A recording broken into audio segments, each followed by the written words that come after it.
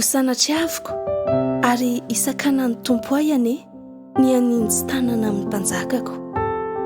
Samoela voalohany 4:20 ny 17 tapany aho.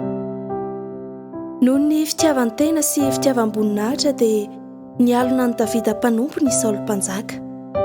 Rehefa nandeha ny fotoana dia nivadika ho fankalana ilay fialonana ka nahatonga ny Saoly ny fofony ain'ny Davida tamin'ny fomba rehetra. Ko na efa lasa nandositra amin'ny toerana hafa ivelan'ny fari-piadidiana na ny fanjakana aza ity mpanompo kely ity, dia tsy namelany Saoly fa nenjehiny hatrany. Tsy nampoziny anefa ny zava-niseho satria hitany Davida sy ireo namany niditra tamina zohy Saoly mpanjaka mba hivoaka kely na hiavela.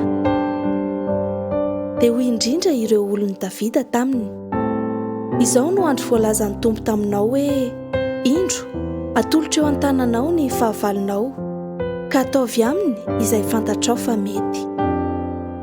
Raha izao na ianao no teo amin'ny toeran'i Davida, azo heverina fa ny tahaka izao no tranga fanararaotra. Nandalo adi-panahy tokoa i Davida ny amin'izay tokony ataony.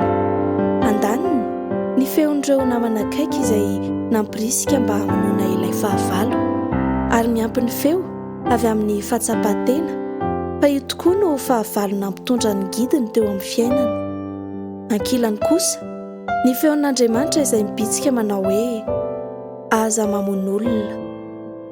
Tsy voatery hahafaly ny manodidina ny fanapahan-kevitra raisina, fa tahaka ny an'i Davida dia izay ahitana sitraka amin'Andriamanitra no nirosony.